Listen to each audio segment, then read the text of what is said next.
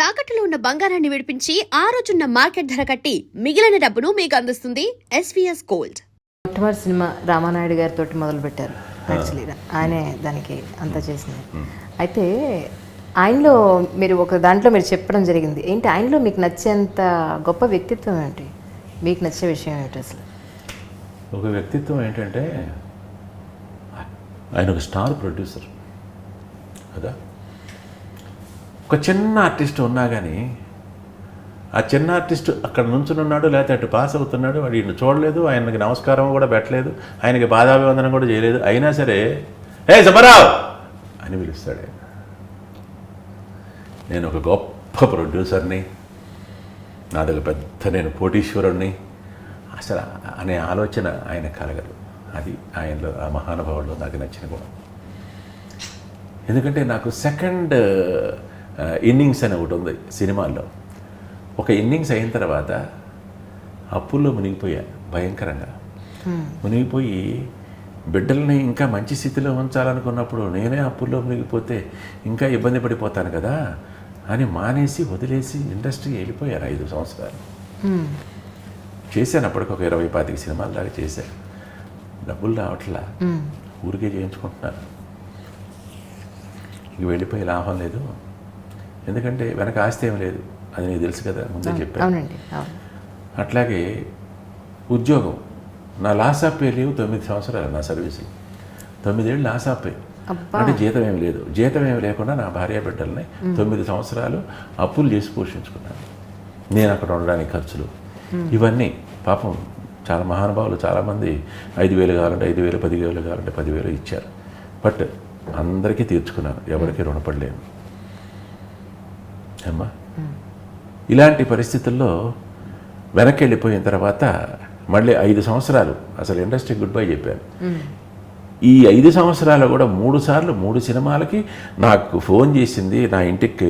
అప్పుడు ఈ ల్యాండ్ లైన్లే రామానాయుడు గారే, సురేష్ ప్రొడక్షన్స్ నుంచే ఫోన్లు వచ్చినాయి. అయితే నేను మాట్లాడేవాడిని కదా, నేనే మాట్లాడినా కానీ ఆయన ఊళ్ళో లేరండి, ఆయన లేరండి అని చెప్పేసి పెట్టేసేవాడు. ఎందుకంటే పొరపాటున మళ్ళీ వెళ్ళి నేను దాంట్లో దిగితే మళ్ళీ ఇంకా ఏదో చేద్దాం అని చెప్పేసి అలా ఇబ్బందులు పడిపోతానేమో ఇంకెక్కువని మళ్ళీ వచ్చేసాను. ఫ్యాక్ట్ చెప్పేవాడిని. ఎందుకంటే ఇండస్ట్రీ ఎవరు గుర్తుపెట్టుకోలే, ఒక రామానాయుడు గారే నన్ను గుర్తుపెట్టుకున్నాను. వచ్చి నేను పొద్దున్నే 6 గంటల నుంచి 9:30 దాకా ట్యూషన్లు, 10 నుంచి 5 దాకా మళ్ళీ స్కూలు, మళ్ళీ 5:30 నుంచి రాత్రి 9:30 దాకా ట్యూషన్లు. ఇలా చెప్పుకుని మరి అప్పులన్నీ పూడ్చుకోవాలి కదా, తీసుకోవాలి కదా. ఎవరు లేరు నాకు, వెనక ఆస్తి లేదు తీర్చుకోవడానికి. సో నాకు కష్టపడి నేనే చేసుకోవాలి. సో ఒక 5 సంవత్సరాలు దాదాపుగా అలా కష్టపడుతూ ఒక 40-45% నేను అప్పులు తీర్చుకోగలిగాను.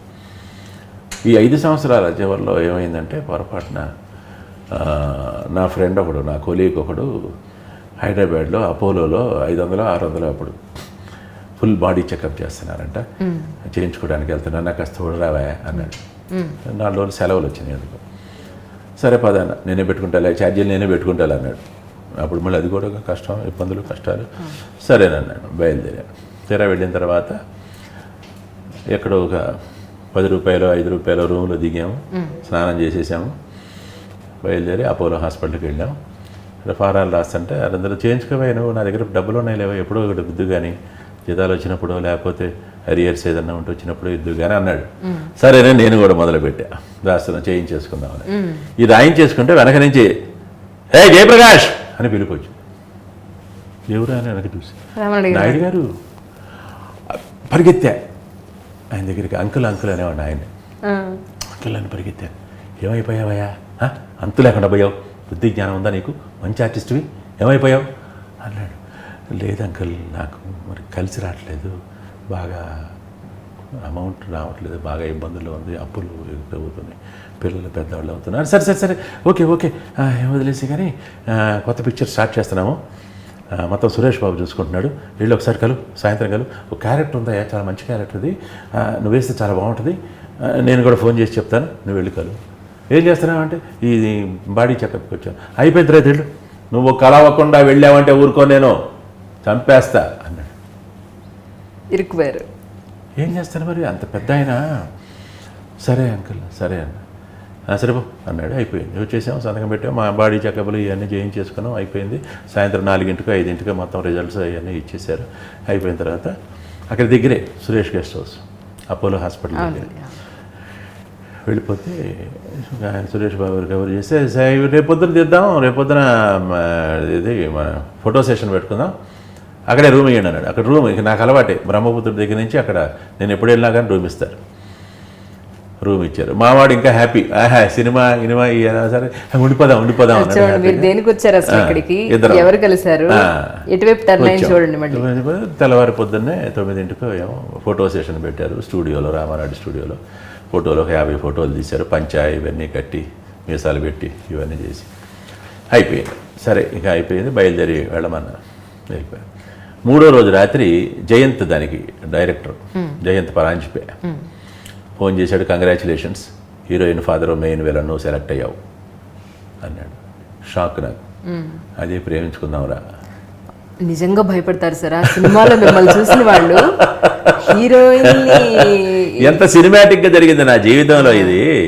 నేను అనుకోలే. మళ్ళీ నాకు అందుకనే మళ్ళీ నా సెకండ్ ఇన్నింగ్స్ అని మళ్ళీ ఆహ్వానించాడు ఆయన, మళ్ళీ రమ్మన్నాడు. చాలామంది చాలా రకాలుగా అనుకున్నారు. ఈవెన్ సురేష్ బాబు గారు కూడా ఎంతోమందిని ఇంకా ఆయన మనసులో ఉన్నారు. అమరీష్ పూరిని అనుకున్నాడు, మళ్ళీ కాదని నానా పటేకర్ని అడిగారు. ఆయన 1.5 కోటి అడిగాడంటే ఆ రోజుల్లోనే. అబ్బబ్బబ్బో ఎంత ఎందుకు మనకు తట్టుకోలేము, మన బడ్జెట్కి సరిపోదు అన్నట్టుగా ఎందుకో మాట్లాడారు. ఇట్లా చాలామందిని చూశారు. అన్ని ఫోటోలు చూస్తా నీ ఫోటోల దగ్గరికి వచ్చేటికి ఆగిపోయేవాళ్ళం అయ్యా, అవే చూసుకుంటూ ఉండేవాళ్ళం అనేవాడు జయంత్. అది ఏమిటో నాకు కేవలం ఆ పరమేశ్వరుడు దయ, ఇంకా అంతకంటే ఇంకేమీ లేదు. అట్లా మళ్ళీ వచ్చిందనమాట. అంతకు జస్ట్ 2 ఏళ్ల క్రితమే నా శివ దీక్ష కూడా మొదలెట్టాను. ప్రతి సంవత్సరం 40 రోజులు చేసి 41వ రోజు మహాశివరాత్రికి శ్రీశైలం వెళ్ళి అక్కడ ఉండేవాడిని. ఆ రోజు రాత్రి పాగా దర్శనం చేసుకుని దీక్ష విరమించి మళ్ళీ ఇంటికి వచ్చేవాడిని. 18 సంవత్సరాలు చేశాను అది. ఒక 2 సంవత్సరాలు అవగానే ఈ ఆఫర్ నాకు వచ్చింది. అంటే అయ్యే చల్లగా చూశాడు. శివయ్య దయ్యే, ఈ జీవితం శివయ్య దయ్య, పరమేశ్వరుడు దయ్య. అది షాకింగ్ అనమాట. అట్లా వచ్చిన తర్వాత ఆయన నువ్వు కామెడీ టచ్ ఉంది నాకు తెలుసు అని వాడు జయంత్. నాకు అవుట్ అండ్ అవుట్ సీరియస్గా ఉండాలి, అవుట్ అండ్ అవుట్ సీరియస్. అసలు ముఖంలో ఎక్కడ పొరపాటున కూడా కామెడీ అనేది కనపడకూడదు నాకు. చాలా సీరియస్ ఉంటారు ఆ సినిమాలో.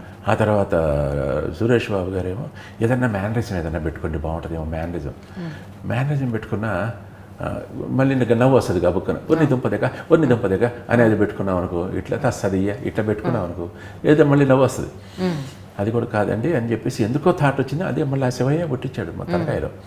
ఇది ఫ్యాక్షనిస్ట్ సబ్జెక్ట్ అని చెప్పారు అన్నారు కనుక నేను ఒకసారి, నాకు రాయలసీమ భాష బాగా వచ్చు, నా చిన్నతనం అంతా నేను అదే మళ్ళీ వెళ్తానేది. ఒక వారం 10 రోజులు మళ్ళీ వెళ్ళి ఇంకా వొకాబులరీ అంతా నేను పోగు చేసుకుని వస్తాను తిరిగి. అది పెడదామండి అన్న. పరుచూరి వెంకటేశ్వర గారు భలే సపోర్ట్ చేశాడు. బ్రహ్మాండమైన ఐడియా వచ్చింది నీకు, వెళ్ళాను. సురేష్ బాబు గారు వెళ్ళమన్నాడు. గుర్తుని తెచ్చుకుని 10 రోజులు మొత్తం ఆ ఏరియాలో, కర్నూలు జిల్లాలో నంద్యాలలో రూమ్ తీసుకున్నాం. అప్పుడు తాతగారు నేను మళ్ళీ అక్కడికి వెళ్ళడం రావడం ఇవన్నీ ఇబ్బందులు అవుతాయని రోజంతా చిన్న టేప్ రికార్డు ఉండేది, అది ఇక్కడ పెట్టేసుకొని ఎవరితో మాట్లాడుతున్నాడో ఇట్లా ప్రెస్ చేయడం. మాట్లాడాం, ఏమన్నా ఏం చేసావు, ఏడిపోతాడావు, ఎరువులు కొట్టు పెట్టుకొని వచ్చినామన్నా మేము, ఇక్కడ యా ఎరువులు పోతాయి అని అడగడం, ఇట్లా వాళ్ళు ఏదో చెప్పడం, ఇవన్నీ ఈ మాటలన్నీ రికార్డ్ చేసుకోవడం. రాత్రికి మళ్ళీ రూమ్కి వెళ్ళడం. అంటే నేను ఇంకో ఫ్రెండ్ కూడా వచ్చాములే. రూమ్కి వెళ్ళిన తర్వాత మళ్ళీ ఆన్ చేసుకొని ఫోన్ చేసి ఆ మాటలు అన్నీ మన ఏ మాటకి ఇక్కడ ఏ మాటకి ఇక్కడ మాట వాడతారు అని చెప్పేసి ఇవన్నీ నోట్స్ తయారు చేసుకున్నాం. టీచర్గా పనిచేశాను కదా, అది కాస్త నాకు అడ్వాంటేజ్ అయ్యింది అనమాట. భయంకరంగా అంటే డైలాగ్ మాట్లాడడం కూడా వీళ్ళ వ్యాస నాకు వచ్చేది వరకే. ఎందుకంటే చిన్నతనం నుంచి నాన్నగారితో పాటు ఈ ఊళ్ళన్నీ తిరిగాను.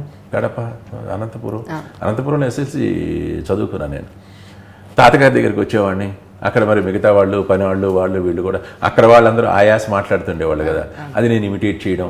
కాలేజీలో నాటకాల్లో కూడా ఆ లాంగ్వేజ్ పెట్టేవాడిని, ఆ యాస స్లాంగ్ పెట్టేవాడిని. సో ఇది మాకు బాగా కలిసి వచ్చింది. 10 రోజుల తర్వాత మళ్ళీ వచ్చేసి ఏదన్నా ఒక డైలాగ్ ఇవ్వండి నేను చెప్తానన్న. పరుచూరి వెంకటేశ్వరరావు గారు